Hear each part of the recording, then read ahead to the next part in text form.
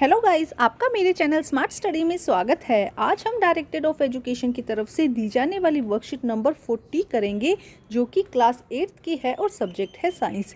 ये वर्कशीट 16 दिसंबर 2021 की है।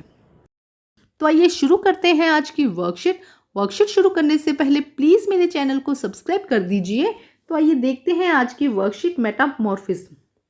We all know that animals such as human, lions, cat, dog all produce young ones that resemble their parents at the time of birth.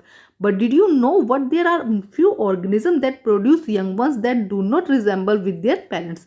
तो बेटा हम जानते हैं कि जो animal, human, lion, cat, dogs ये सब है, जब इनके जो यंग वंस होते हैं वो अपने पेरेंट्स के जैसे बर्थ के टाइम पे भी क्या होते हैं, अपने पेरेंट्स के रिजेंबल होते हैं, मतलब अपने पेरेंट्स के जैसे ही होते हैं। लेकिन कुछ एक ऐसे ऑर्गेनिज्म भी होते हैं जिनके यंग वंस उनके पेरेंट्स के जैसे नहीं होते हैं। Can you name them? क्या आप उन्हें नाम बता सकते हैं ऐसे? तो देखो, recall the life cycle of silkworm which we have already learn in class 7। हम 7th क्लास में पढ़ चुके हैं सिल्क वॉर्म के बारे में। हमने देखा था कि सिल्क वॉर्म से क्या होता है, फर्स्ट उससे एग ले करते हैं, वो एग देते हैं, उसके बाद वो एग लार्वा एंड कैटरपिलर में कन्वर्ट हो जाता है, उसके बाद वो प्यूपा में और लास्ट में अडल्ट या मोथ में कन्वर्ट होता है। तो देखो यहाँ पे उसके लाइफ साइकिल में कुछ स्टेजेस आई हैं। उसको फाइनली उसकी अडल्ट स्टेज क्या है, मोथ है, मतलब अडल्ट बनना है उसको। लेकिन उसके ऐसा नहीं हुआ कि एग से सीधा ही वो मोथ में कन्वर्ट हो गया। अलग अलग स्टेजेस आई हैं जिसमें क्या हो रहा है, वो चेंज हो रहा है, जैसे फर्स्ट लार्वा, कैटरपिलर, प्यूपा। तो इन स्टेजेस को हम क्या कहते हैं, मेटामॉर्फोसिस। ठीक है, देखो क्या कहा गया है, वी सी दैट कैटरपिलर और pupa silk worm look very different from the beautiful adult moth. जो कैटरपिलर होते हैं और जो प्यूपा होता है या जो एग दिए गए हैं वो बिल्कुल अडल्ट से क्या होते हैं, बिल्कुल डिफरेंट होते हैं। The feature that are present in the adult are not found in these young once.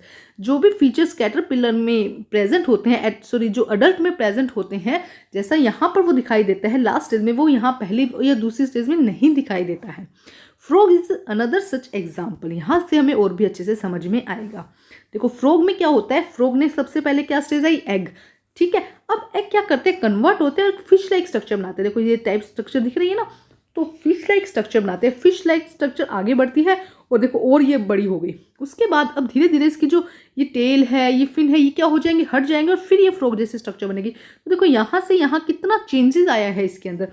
सबसे पहले क्या हुआ, एग बना, फिर टैडपोल बना और उसके बाद अडल्ट बनता है। तो कितने चेंजेस आए हैं, ये चेंजेस क्या है, मेटामॉर्फोसिस। देखो, the egg hatches to produce the larva stage to frog in which is known tadpole. जो एग हैं वो क्या होते हैं, थोड़े अपने ग्रोथ करते हैं और किस में कन्वर्ट हो जाते हैं, टैडपोल के अंदर। किस में कन्वर्ट हो जाते हैं, जो कि एक फिश लाइक स्ट्रक्चर है, टैडपोल में कन्वर्ट हो जाते हैं। The tadpole have tail and fin just like fishes. Tadpole के पास क्या होती है, एक टेल होती है, देखो ये रही टेल और यहाँ पे ये फिन है, जैसे कि फिशेस में होता है ऐसी स्ट्रक्चर होती है। They are able to swim in the water like fishes. वो भी वाटर में स्विम कर सकते हैं जैसे कि फिशेज क्या करती है, स्विम करती है।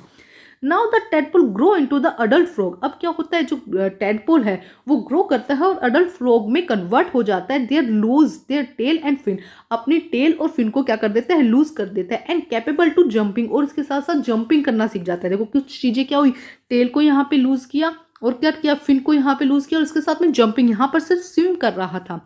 जब टैडपोल की कंडीशन थी तो तब तक क्या कर रहा था, स्विम कर रहा था। अब वो जंपिंग करने लग गया और स्विमिंग करने लग गया।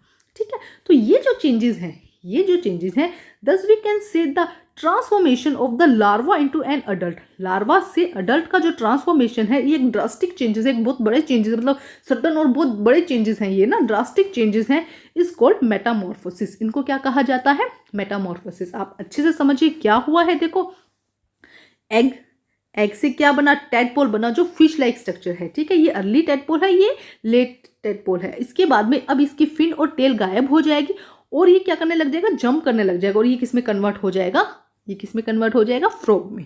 ठीक है, अब देखते हैं आगे क्या कहा गया है। What about the changes we observe in our body as we grow. जब हम ग्रो करते हैं तो किस तरह के हम चेंजेस देखते हैं, फटाफट बताओ। हाइट बढ़ जाती है ना, इंक्रीज माई हाइट, वेट, है ना, ये लिख दीजिएगा कि हाइट इंक्रीज हो जाती है, वेट इंक्रीज हो जाता है ना। तो ये लिख दीजिएगा, ये सब क्या हो जाते हैं, इंक्रीज हो जाते हैं, है ना। ये हमारे चेंजेस होते हैं। नेक्स्ट देखिए क्या है, do you think we to undergoes metamorphism करन। क्या आपको लगता है कि हम भी, ह्यूमन भी मेटामॉर्फोसिस में जाते हैं, अंडरगोज मेटामॉर्फोसिस। सोचो क्या हम जब आप छोटे बच्चे थे, जब आपका जन्म हुआ था, आप अभी जैसे आपके वही स्ट्रक्चर थी, बॉडी स्ट्रक्चर वही थी। मेन यहाँ बॉडी स्ट्रक्चर की साइज तो आपका छोटा था, लेकिन बॉडी स्ट्रक्चर तो वही थी, 2 आंख, 2 नाक, 2 हाथ, 2 पैर, है ना, इसी टाइप की स्ट्रक्चर थी। और अभी भी आपकी स्ट्रक्चर वैसी ही है। तो हमें जो ह्यूमन बींग्स है उनमें बिल्कुल भी मेटामॉर्फिज्म नहीं होता। Certainly not in human being body part similar to those present in the adult are parents from the in the time of birth, so we can say that a metamorphosis is not seen among human beings.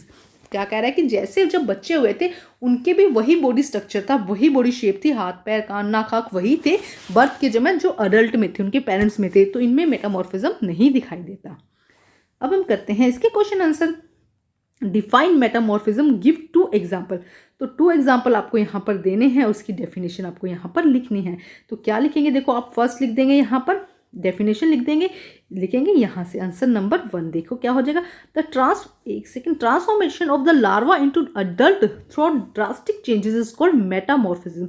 और आपको यहाँ पर क्या लिखने हैं बेटा, यहाँ पर आपको लिखने हैं 2 एग्जाम्पल। तो आप एग्जाम्पल में क्या लिखेंगे, फ्रो, और इसके अलावा आप क्या लिखेंगे यहाँ पे, आप लिखेंगे यहाँ पर, सोचो अभी बताया था मैंने आपको, हाँ जी बताइए क्या कर रहे थे, silk worm, very good.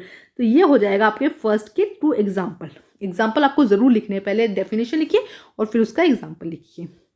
Next question देखते हैं। In short explain in short the life cycle of silk worm. Silk worm life cycle हमें शॉर्ट में बताना है।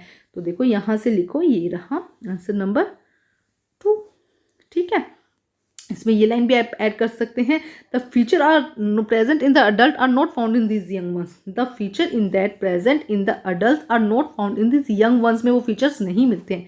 देखो क्या हो जाएगा, फर्स्ट आपको ये एरो से शो करना है, egg, larva, caterpillar, pupa and adult. उसके बाद में लिख दीजिए the feature that present at the adult. Adult के अंदर जो फीचर्स होते हैं वो यहाँ पे यंग वंस में नहीं मिलते हैं। ये भी लाइन लिख दीजिएगा। तो ये हो जाएगा आंसर नंबर 2। क्वेश्चन नंबर 3 बहुत इंपॉर्टेंट है बेटा। Explain briefly in the life cycle of frog. Frog का लाइफ साइकिल ब्रीफली बताना है। तो बेटा देखो इसके अंदर आप क्या करेंगे, पूरा डायग्राम बनाएंगे। फर्स्ट डायग्राम ये बनाएंगे, सेकंड आप ये बनाएंगे कि एग से टैडपोल बना, टैडपोल से अडल्ट बना, अडल्ट से फिर एग, और उसके बाद यहाँ से लेके बेटा सारा यहाँ तक आप इसको लिख देंगे। तो ये हो जाएगा आपका आंसर नंबर 3, ठीक है। करना है पूरा बच्चे, कुछ भी कट नहीं होगा इसके अंदर।